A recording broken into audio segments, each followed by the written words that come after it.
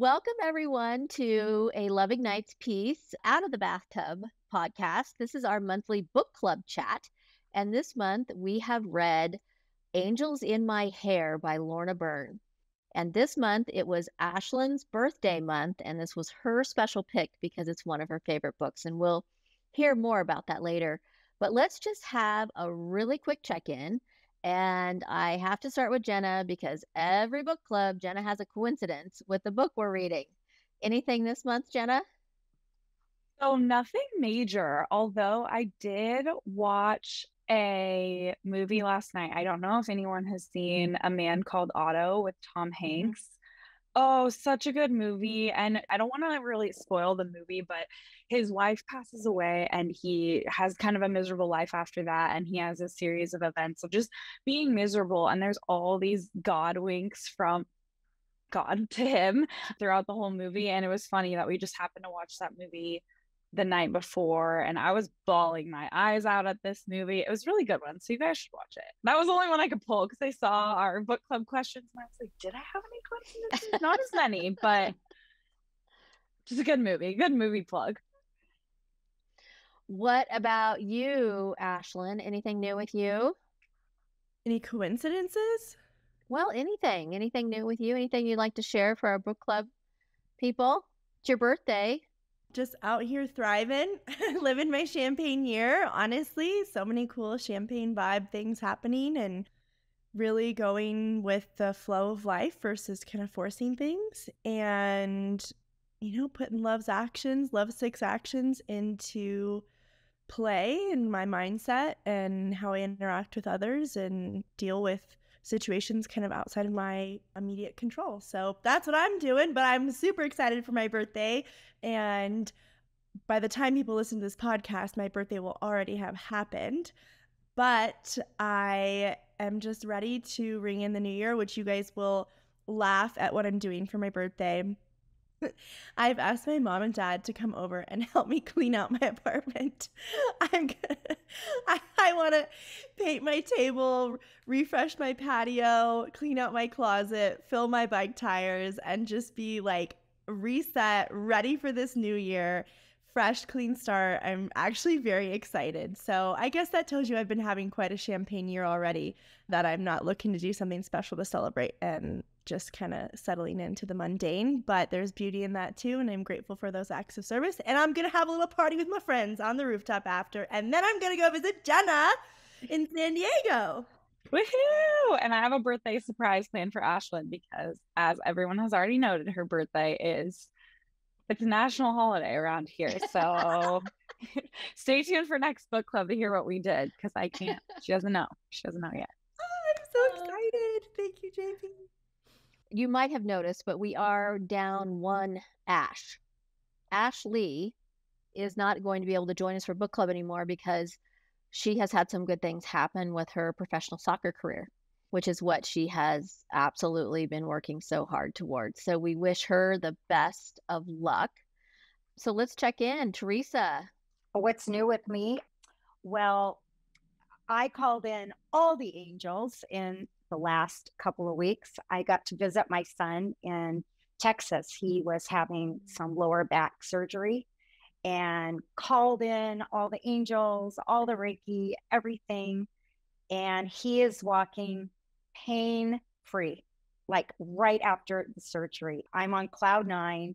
And while I was there, I work with angels a lot. I host angels. We've done a lot over the decades with angels.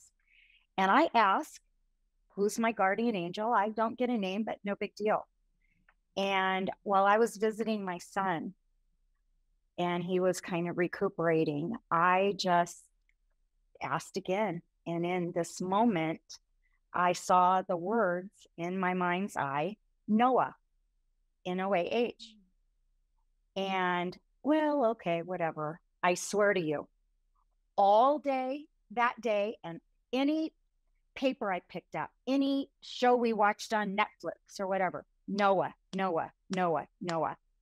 After I got my guardian angel's name. So I think reading the book really triggered something on a different level for me. So, yay. We should have asked you what coincidences you had prior to this month's book club. That is way cool, Teresa. It's no, for years during meditations, when I facilitate and we do angels, it's always ask. And it's not important if you get a name or not on anything. It's really not important. But I got one. So something else, book club listeners, Teresa is on a podcast in May, one that is released the week prior to this podcast, where she shared her story about her sister Lori and her battle with alcoholism, and then how Teresa dealt with her sister through the lens of Love's 6 Actions. It's a really beautiful story, and I encourage you, if you haven't listened to that episode, to go back and listen to that episode. Darian, you're awfully quiet down there. I know you're all covered up in your blanket tonight. What's new with you? Not a whole lot. I mean, I guess I can kind of give an update with like moving the electronics from my room and going to sleep with the mantras. That has been something for me that I have really been sharing.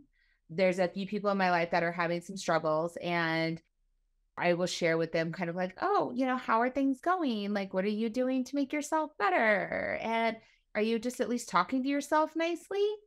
And oddly enough, Ashlyn, I thought of you with specifically the badass story, because this person called themselves that. And I was like, I need you to stop and not talk to my friend like that. Thank you. That's so fun. That's so sweet. I thought of you during that story, but it's just like, hey, say nice things to yourself and those things happen. You create room and you create positive space and you push out that negative space, or you at least push it to the side. It might not necessarily go away. It'll linger around to remind you as temptation or whatnot. But I would probably say that would be more my update than anything. That was a pretty awesome one, Darian. I would say you're on like this fast track to personal evolution right now. She called me a few days ago and reminded me to breathe in peace and love and to breathe out tension. I was like, I love that. Thank you, Darian. I needed that reminder in exactly that moment. Student has become the master. Guru. Yes. Guru. 8 rules of love. Totally kidding. Well, Mom, it's your turn. You have exciting updates. Tell everyone in the book club what you've been working on. Well, surprisingly enough, the universe gave me a gigantic kick in the pants about 3 weeks ago. And so I will actually be releasing my first book at the end of May. And it's not about the subconscious mind. It's going to be about what is Love Ignites Peace. It's Love Ignites Peace, walking the parallel journey of love of self and love of others. So it has been an incredible undertaking for me to literally write a book almost from scratch in 30 days. My head is down and I am working as fast as I possibly can with a wonderful team of people. Annabeth, who has been on previous podcasts, is editing and getting back to me as soon as she possibly can. And Ashlyn is helping with art and cover art and various things like that. And then the other part of this is every day I call on my angels now, like, okay, guardian angels, I need you for this. I need you to literally like pour the words through me as I work on this project in this light speed fashion. And it's been going really great. It's pretty cool. I love that.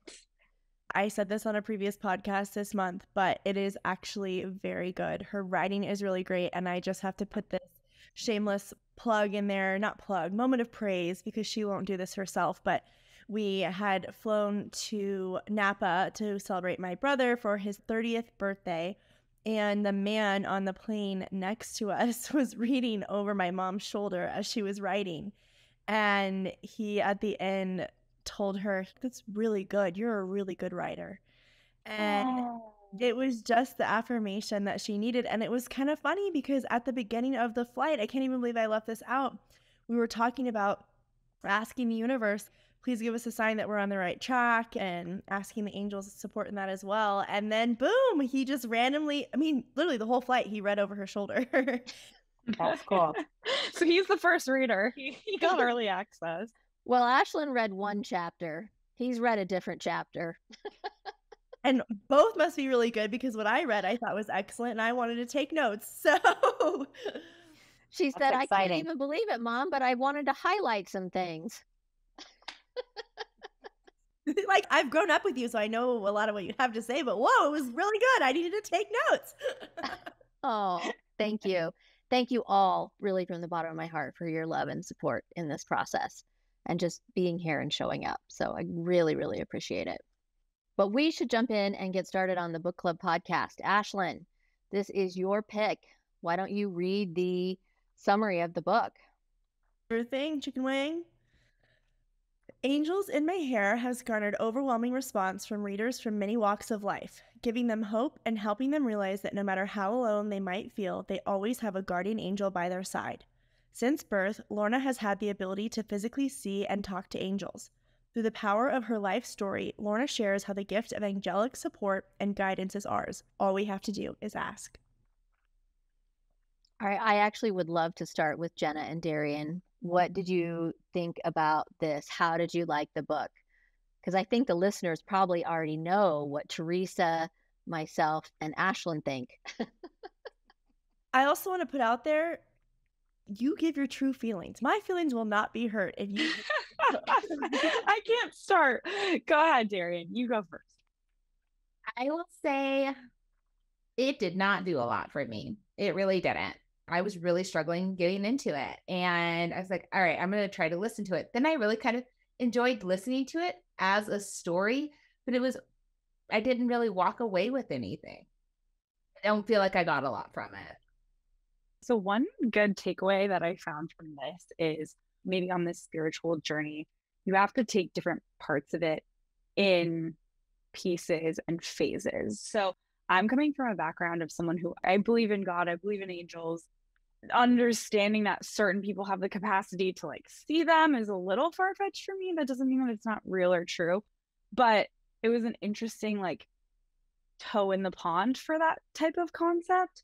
I also listened to the audiobook as well, and I think the audiobook tainted it a little bit because when you're reading it, Ashlyn knows too, she's smiling. I have to be honest, book club, I joke about being the founding father of Procrastination Nation because I just really am a procrastinator. Usually I have time to speed read the books, but I had to speed audio the book. And when I say speed audio the book, we were on a 3x fast track of the audio. So I think that it's not fair for me to give it a full review when some of the book, it was like, and then I would slow it down and I'd be like, wait, that's a good point. And then I'd fast forward, listen to it at the 1x normal speed, and then kind of fast forward again. But I think the story itself didn't do a lot for me. However, there were some quotes, and one of them is actually called out that we're going to talk about in a little bit. So I don't want to take away from that just hit so deep that I thought were really great mic drop moments. The other one I think was just a really deep point about how it doesn't matter your creed, color, religion, anything. Prayer is so powerful no matter where it's coming from because it's always goodness, love, and positivity. And I think we've kind of talked about these concepts before where there can be routes to get to the same destination. It's something I want everyone to hear because I think it's so true and there's so much unnecessary strife, particularly around religion. And I just thought that was really powerful.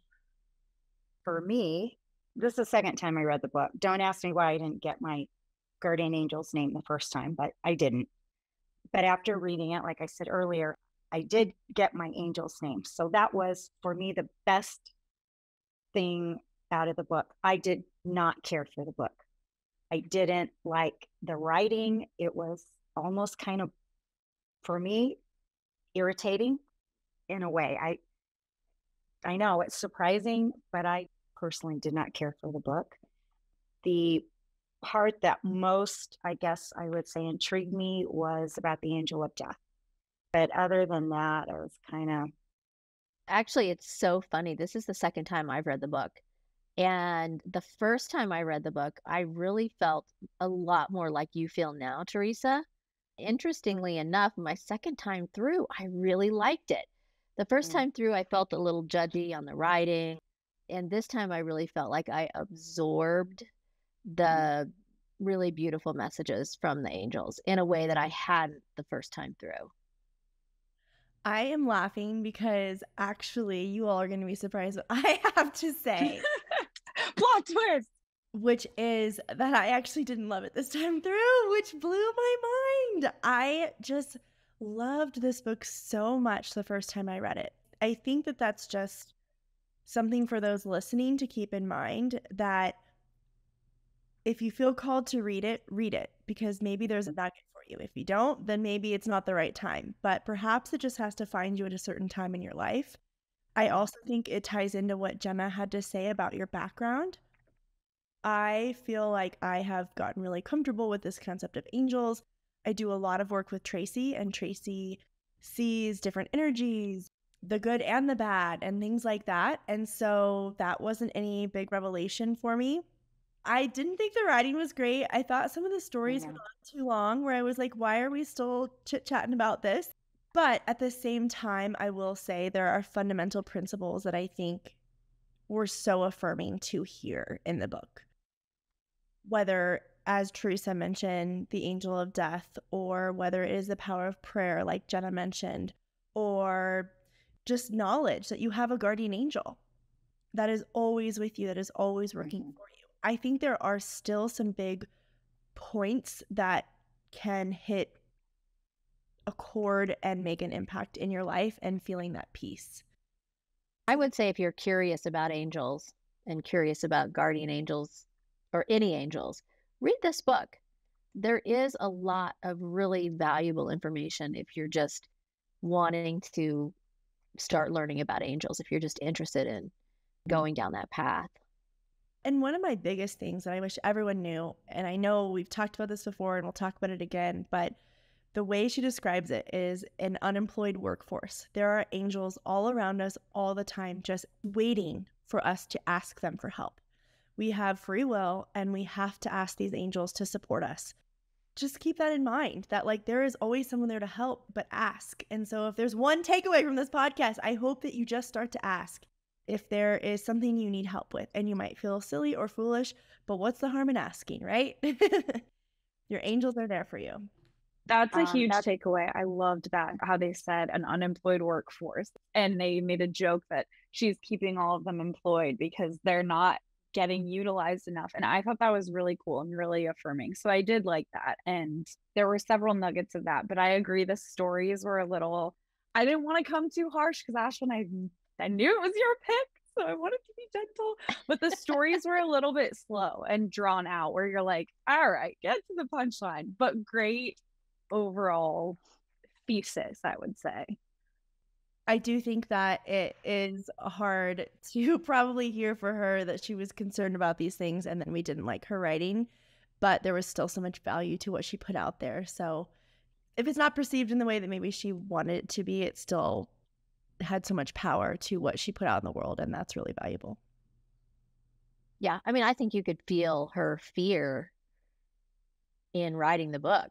I mean, she was afraid to write this book. She was afraid to go public with this information. And the first time I read it, that didn't even pick up on that. But this time it kind of even bothered me a little bit. All right, let's move on to the next question. Human beings are much more than flesh and blood. I'm reading from page 13. And as you become aware of this and start to believe that you have a soul, your connection with the angels will blossom. Your guardian angel never leaves you.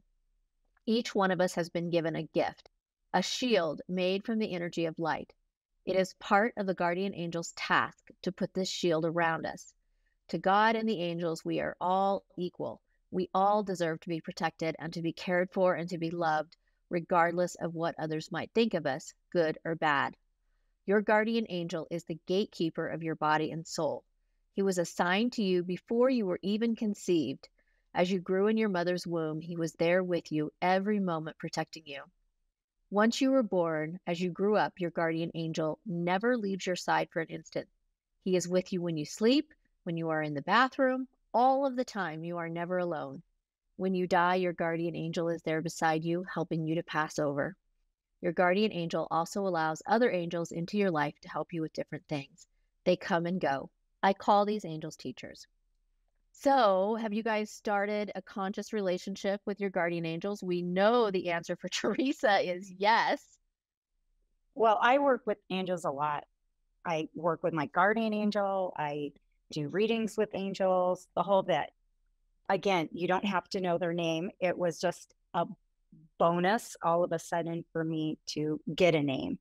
One of my favorite things to do, she doesn't talk about it at all in the book, but hosting angels. And I've done that several times in my life. You host angels for 4 days, like company. And you open the door, you greet them in, and I can tell you, you can feel the energy, the size. It is an incredible experience. Couple of things, you do need to invite your angels in. So I'm really happy. In telling her story, she did talk about some fundamentals of that. They do need to be invited in, period. But the cool thing is, you guys, there's angels for absolutely everything. Everything. Every chakra has 1 or 2 or 3 angels. You need help being a mother, a teacher, education. You don't have to know the name. You just have to ask and call them in. And you're never alone. One thing I really like about what you just said, Teresa, is obviously not having to know the name, but like I've been told, call in the angels of healing, call in the angels of studying, call in the angels of travel. Exactly. You don't even have to necessarily define it, but if you feel that you want to get more specific, just like pick the topic and kind of roll with that. Or as we discussed on last podcast, the parking angels, things like that. Yeah. Build a relationship. This is for anybody in the whole world. You meet someone and you don't have to know everything about them. Part of the beauty of the journey is sharing yourself. Share yourself with the angels. They listen, you'll feel it, you'll know it. And just in a minute while you're brushing your teeth, you can think it in your mind's eye. I'm so glad you're here with me today. I might need some help with this, or just build a relationship. That's the best thing I can tell you. And she did do that. She built a relationship with several of her angels, Horus, Michael. She developed a relationship. And like any of us, the more you give, the more you get back, and it just builds a beautiful relationship. I know I've been commenting a lot, but I'm going to comment again. And then I'd love to hear from you, Jenna, Darian, and Mom. It was funny when you said call on your angels when you're brushing your teeth, because the reason I loved this book from the beginning, when the first time I read it, is it really, truly helped me. This book and the concept of angels in general helped me overcome serious feelings of fear. And I think I've said this before, but there was at one point where I would sit every single night in high school on the edge of my bed, and I would call in angels around every single door and window of my house, around every single person in my family, around every single vehicle. Like, I would consciously ask and call them in. And to the brushing your teeth nod, my room was in the basement. I was by myself in the basement. So when I would brush my teeth or I'd wash my face, you have to close your eyes to wash your face. I used to get freaked out that something would like come up behind me. And so what I started to do is I started calling on an angel, like angels, like, please be behind me. I could feel the angel, and then I'd wash my face and I could close my eyes and like feel peace in doing that. And so that's what I want and hoped that so many people reading this book would take away, is just, you don't have to do it all. There are divine higher beings supporting you there to assist. I couldn't be everywhere the people I loved were, but who can? The angels can. So I call on angels to give them support when I can't be there. Or if there is something that I really want to help support them in, I will ask the angels to help them in that endeavor. So it took a lot of the pressure off of my shoulders, that the burden that I was carrying to kind of take care of everyone, make sure everything was okay, the fear I held about something going wrong, and I gave it to someone else that could actually do something about it. So that brought me a ton of peace, and I just hope that that concept brings those listening a lot of peace as well, whether you read the book or not. As we've said 5 times, there is an unemployed workforce of angels there to help you, and not only you, but those that you love. That's a great point. I think for me too, an important takeaway is you can't deny people's experiences, which is something I was trying to keep in the back of my head when I was reading this book. And in fact, to answer the earlier question, I talked about my grandparents on a podcast before. They send me messages all the time, usually through butterflies and birds, is how I see it. If I were saying that to the everyday person, I feel like they would think I'm a lunatic because I don't like see stuff, but it's like those messages that you just know in your inner being.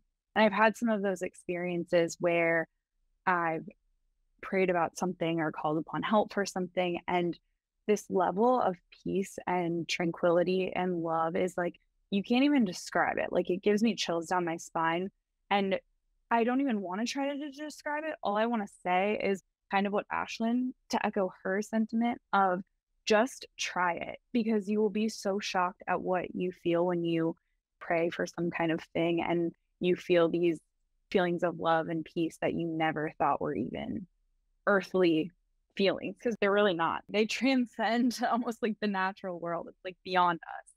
So I think that's the coolest part, is your experience with spirituality. I think it looks different for everyone, and there are some spiritual things that I don't even want to touch, or some things that I touch that other people might not want to, and that's okay. But you find what works for you, and once you tap into that, you will just know what you're experiencing is real and valid. Darian, did you attempt to create a conscious relationship with your guardian angel? No, I did not. I mean, I don't really have a good reason as to why I didn't attempt this. Maybe I feel like in the way that the book was written, that everything was kind of out of my control. And everything we've done up to this point has kind of been in my control. And this was saying, well, here comes this angel, and they're about to tell you, you need to pay attention to this because here comes a piece of bad news. That was kind of stressful. Every time that dang angel came around, I was like, oh no, not him again. That's kind of how I felt. And I'm like, well, honey, if you knew that your husband was going to die 10 years before you met him and life was going to be hard, you had the opportunity to call on the other workforce to kind of prepare yourself for that. Maybe family plan, not have 3-4 kids. You know what I mean? So I think that's where I was kind of like, I don't want that taken away from me. I really like everything else we've done to this point. And for this book, I was just like, wasn't totally ignited to try it at all. I have a feeling this book might go with the kindling of the red book. So we'll see. We'll see at the end. No, I don't think we're gonna be around the campfire like, no, Jerry, no. We're gonna be whispering in her ear, Darian, stop. Darian, stop. Like, go away, black smoke, black smoke. Just kidding. I feel so guilty saying this. I feel like one of her family members. But I just was like, meh. She had a purpose and a mission, and that is why in the book she says she always does what the angels tell her to do, because that is what she discovered was her purpose and her mission in her soul's incarnation, is how I perceived and read that. I don't think she wanted her husband to die, but she knew that she had to walk through this and that she would be supported the entire way, because this was her purpose. This was why she was here, to bring the information about the angelic world to us humans who didn't know about it. I would also say a perspective/mindset shift around it could be helpful.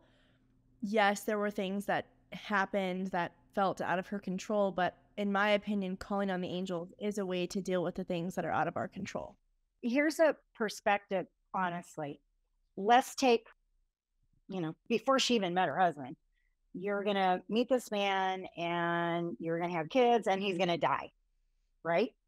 She's in the process of all her young life building a relationship with angels. And part of that is trust. So they're giving her information and she's learning to trust because this is what will happen. And I can grapple with what I need to do to move to that. What would happen? Say the angels had never told her, you're going to meet this wonderful man and love of your life. And they never told her he will die. Imagine her building this trust with the angels and he dies this horrible death. What's she going to do? Why didn't you tell me? I trusted you. Why didn't you warn me? I would have extracted every moment of this life with him. She was able to extract those moments because she was given that information and she did trust the angels and she could trust and build a life and extract every moment of love from it. It's a really interesting perspective. I do also want to say to the listeners, we talk about Tracy a lot and her channeling of angels. I have not experienced a negative message. Negative is maybe not the way to put it, because I definitely think there's validity to what you just said, Teresa. But what Darian is categorizing as like, that's a mean angel, they're giving negative messages. I don't think that that's typical. I think that was very unique to the relationship she had, and everyone's relationship will be different with their angels. Darian, just so you know, I totally relate with you. I didn't care for this book a whole lot. I got some nuggets of wisdom out of it. I try to think about things that stood out that were good. So I'm not at all coming from this of a place of you need to think this or experiment with this. But I do think that if it's something that you're not familiar with, I don't think this is a great introduction book to the concept, because I think it almost goes like so far where you're just like, I'd almost rather read a book about somebody having an experience with angels where some miracle happened in their life where they can't see the physical presence, because most of us can't do that, or I personally don't know anyone who can. I know that you guys know Tracy, but like in my personal life, I can't relate to that experience in any way. So then it makes it also a book that's like so far in the other direction that if this is your intro book to the concept, it feels a little bit fictional, and then it feels so far off that you're like, wait, what is going on here? And then there can be more questions than answers possibly. So Darian, I'm wondering if that's also where you're at, because I caught myself in some moments where I'm like, wait, she has to live with all of this bad news, and then she's calling upon the angels for all these favors, and why does she live a whole life of poverty? And then you kind of get in this little spiral where I don't think that's the intention of where the book wants your mind to go, but it does a little bit, where you get like a little bit cynical in some of the pieces.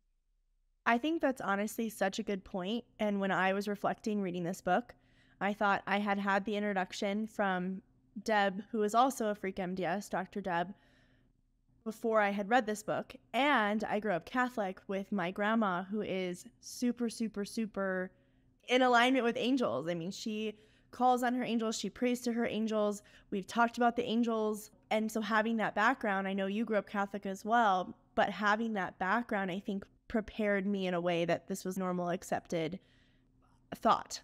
Whereas what you're saying, I think, is such a good point. It's like this maybe isn't as introductory as I felt it was based off of your background, where it comes from. Darian, I want you to know that we're not saying your experience with this book wasn't real or trying to invalidate what you felt about it. Not in the least. Yeah, no, I actually really liked what Teresa had to say. So I was like, yeah, totally right. I'd be pissed if I were her. But I still had this other side of it. You had this whole workforce available to you. Okay, so give me the energy and or the strength to be able to pursue this path, opposed to, hey, I need you to stop doing what you're doing. Come follow me over here. You know, those sorts of things. And then you hear that there's these other angels, and the only time we ever really hear about that is when like her grandmother was mean, but her grandmother's angel was like crying in the background. Isn't there a whole bunch of other angels going on back here? like, let's team up on this lady and like keep pushing her into the right direction of kindness. And yeah, I think there was a lot there to be said. So I definitely don't think that you guys are ganging it up on me or anything else. Again, it's completely my perspective. I'm going to agree with you. When I said I didn't care for the book, coming from an energy perspective, what you think about, you create, and all of that, I found the book quite negative. I will agree with you on that. And I think that's why I didn't care for it this time around. There were some good takeaways. Again, like when you questioned, why did they tell her he died? I did try to shift and look at it from a different perspective. And I think that's what was lacking. And maybe that's what you're saying in a way. There's no other perspective in the book. And it came across negative for me too. I will agree with that. Every time I'm reading one of these books, I've loved some of the books, haven't cared for others, which is the way any book club's going to go. But I've really also been challenging myself too to like call out the nuggets in every single book, whether it's a quote or something that I did like. It definitely like shifts my perspective on things a little bit, because coming into a different book club, I would not be doing that. I'd be like full on like, loved this, hated this. But for this one, I'm really like trying to challenge myself to take more of a middle ground. There are certain things that I don't like and I'm not going to agree with. There are other things where I'm like, okay. I don't really think I believe in past lives. My traditional stance has been like, I think everyone has a unique soul. I don't know if those carry through. And even reading this book, if I had read this 2 years ago, I would be like, that is a bunch of bull. Like, yes, angels are real. Yes, God is real, but nobody can see them. Certain people don't have special powers to like see and talk to angels. But after this book, I'm like, maybe they don't, but maybe they do. Like, who am I to say that this isn't a true story? And so I'm challenging things where I'm like, hey, maybe I still don't believe that, but I feel a little more open-minded to it. That's a good perspective. I want to say one last thing about your question, Mom, about creating a greater relationship with your guardian angel. For me, I actually call on a lot of different guardian angels, general guardian angels, specific ascended master guardian angels, more than I do specifically my guardian angel. I think that's kind of an interesting thing, is she talks a lot about your guardian angel, and for some reason I've just always been like, okay, let's call on Archangel Michael, Archangel Metatron, Archangel Gabriel. Like, I don't think as often to be like, and my guardian angel. Yeah, this book for me really reminded me to really strike up a personal relationship with my guardian angel in a way that I hadn't in the past. And I've honestly found it very rewarding since reading this book. I can't see, that wasn't what I was here to do, was to see these things, to see angels, to see energies beyond the physical realm. But I do believe that there are people who that is why they're here. And they're here to see those things so they can bring those messages to the rest of us who can't see them, so that we know that there is actually a world that exists beyond the material world that we can see. That actually gives me a lot of comfort. All right, we should move on. So in May at Love Ignites Peace, we've been talking about love's 6 actions. And I'm really interested to hear what you guys' perspective is going to be on this. My perspective, I think, is going to be maybe a little different. But as I was reading this book, there were so many times that I felt like the guardian angels and Lorna's own experiences were exemplifying love's 6 actions. And for those of you that don't know what love's 6 actions are, listen to our May podcasts and you will be enlightened with them. But here's a little tutorial here. The first one is understand everyone has a story.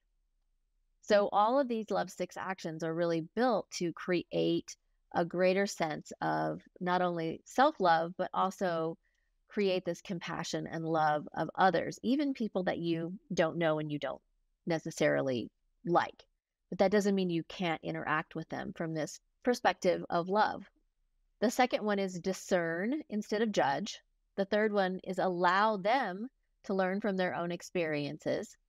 Forgive because you understand, accept them as they are, and respect their unique journey. On page 235, she writes, we have to understand that this is our path, the journey our souls have chosen long before we were born into this world. At the end of this book, she writes about forgiveness when she relates the story of a man that murdered his wife. She wrote, her soul, that of his young murdered wife, also feels the sadness of knowing that his soul is trapped. Her soul forgives him. Souls always forgive. It's as if souls never give up. As the author relates these stories and her many others, can any of you relate how this book correlates to lovesick's actions? I really felt like Lorna had such compassion for those that were mean to her. I mean, even her own mother was terrible to her. And instead of judging her mother, she wrote about her mother from this place of compassion. Her mother's own insecurities were dictating how she treated Lorna, and Lorna understood that. And she didn't write about her mother from a perspective that was judgmental or mean. I really felt like she had forgiven her mother and her grandmother. You mentioned this earlier, Derry, and I know this is what you were talking about. Her grandmother says that she's retarded and she's going to have a retarded child. Her grandmother's exact words. And this crushed Lorna. She handled it from this place of understanding. She knew that her grandmother had actually had a Down syndrome child and felt extreme shame. So all of this brought compassion, and she handled all this through lovesick's actions. Does anyone else have a perspective on that they'd like to share? Oh, I don't have a different perspective, but I do think she was, in her being, in the way she thought, in the way she would work with people that came to her, she exemplified all six.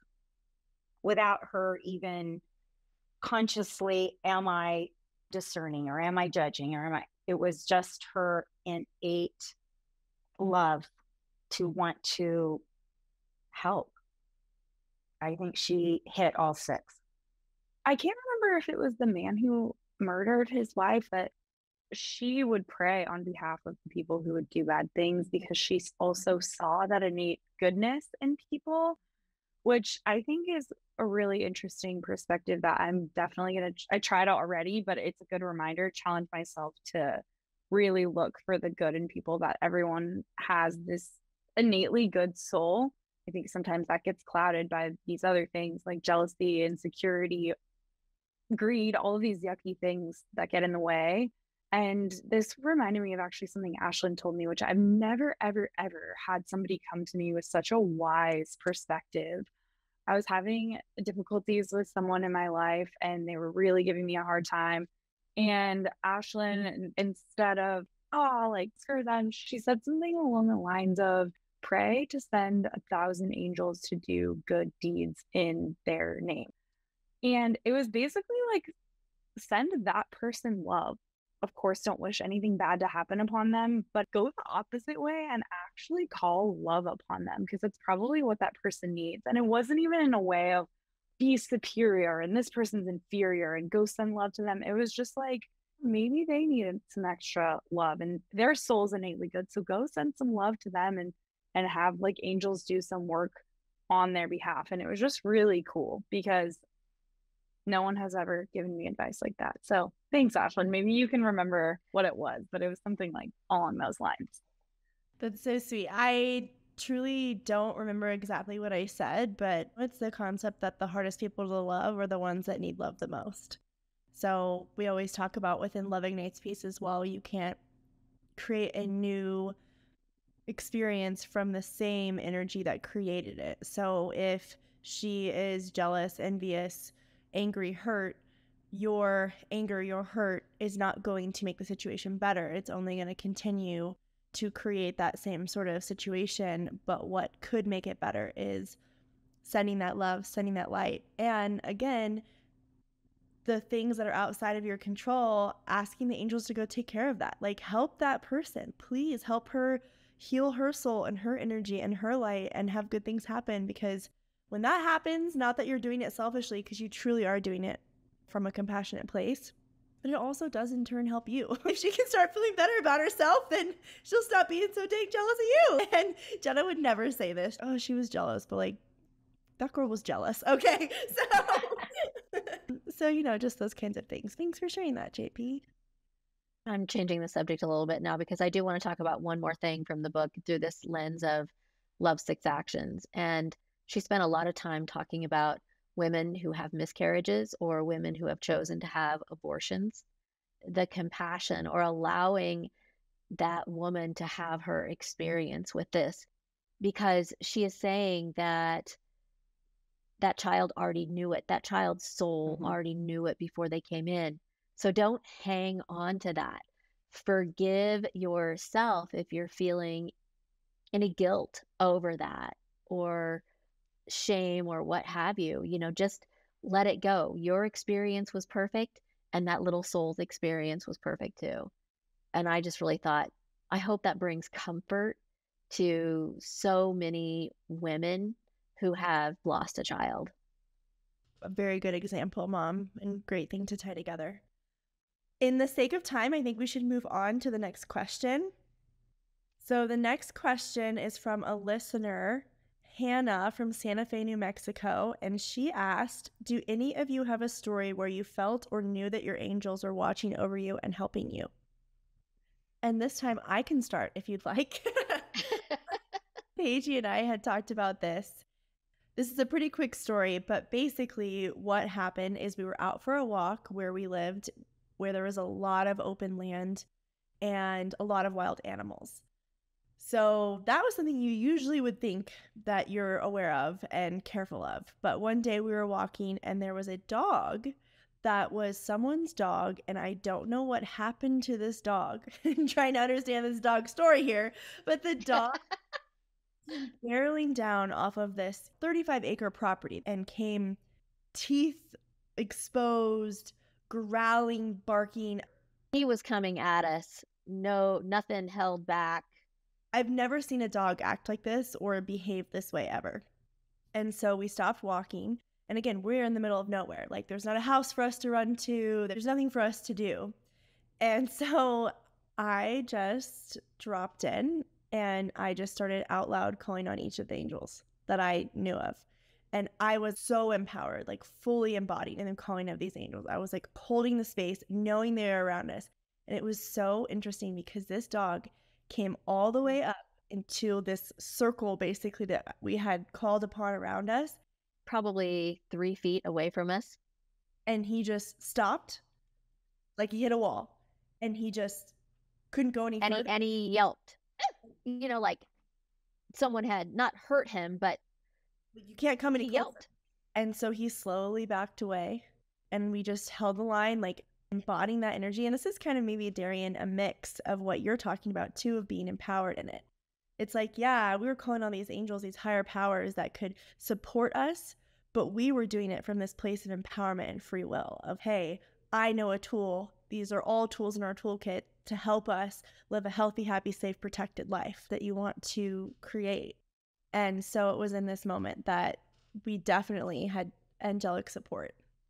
And it was evident and really, really, really cool. And we were thanking our angels right and left because it was very scary. I thought we were dog dinner. Kudos to Ashlyn because I was like shaking with fear. And she was the one going, come on, angels. The relationship that I feel and have with angels brings me so much peace. Instead of going to fear, the first thing I do is I go to my angels. If we are flying, I call upon the angels every flight to surround the plane to guide the pilot. If we are in the air and we're experiencing turbulence and I get afraid, I immediately call on the angels. When we're landing, I call on the angels. Like, I'm giving one specific example, but my go-to is my angels. And every time I got in the car when I was in high school, I would set the space with my angels around my car for a safe ride. It's just such a go-to of, all right, I'm going to do the things. I controlled my controllables, and then I gave the rest to God and the angels. And calling on the angels was part of controlling my controllables. That's something I could do. Has anyone else had an experience? I'm sure you have, Teresa. Well, I'll tell you the one that just popped into my head, weirdly enough, was on my honeymoon. And we were in Puerto Vallarta. We landed, oh God, it was after midnight. It was so late. You're just exhausted. And we got a cab ride from the airport to take us to our hotel.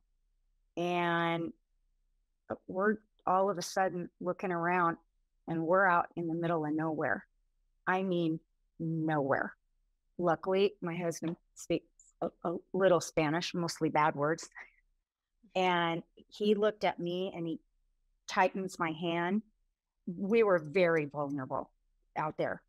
And I just asked, please come in and protect us, whatever it takes, protect us. And I honestly, to this day, it's one of those moments where you're one place and then all of a sudden you're somewhere else, like a time warp.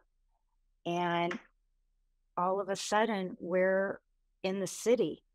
I don't even know how to explain it other than we went through some kind of dimension or something. And it was very quick. And the only thing I can say is thank you. I called in the angels, and somehow, however that energy works, we were protected and put someplace else. It was a big one, I have to say. My husband, he's a big guy. He was scared. Chills to your story. Yeah. Yeah. I can still see it. But when you look at your husband, man, big macho man, and he's scared, you got a problem. Call in your angels. That's all I'm going to say. Call them in. So, yeah. That's a great story, Teresa. It was a big one. Yeah, that was a big one. Well, let's wrap this up. How would you rate the book? Darian, I'm going to start with you. I'm probably going to say like a 1.5.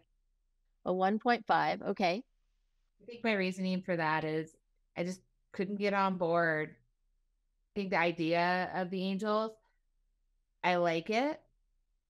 I kind of just wanted to understand, I guess, more of how it worked. And I guess it has a lot to do with my own personal journey right now and where I'm at in it. Yeah, that's perfect.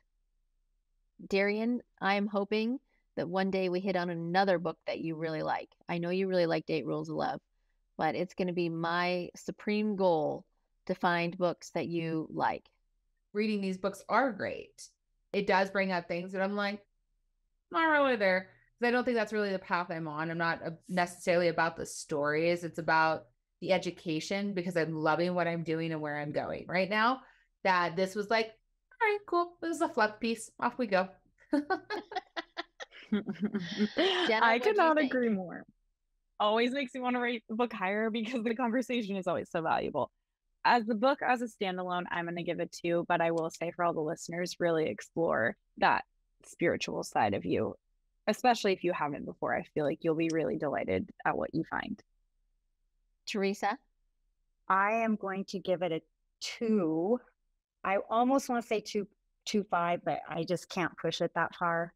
And I really just didn't care for how she incorporated the stories with the personal life. It was probably more the writing of it.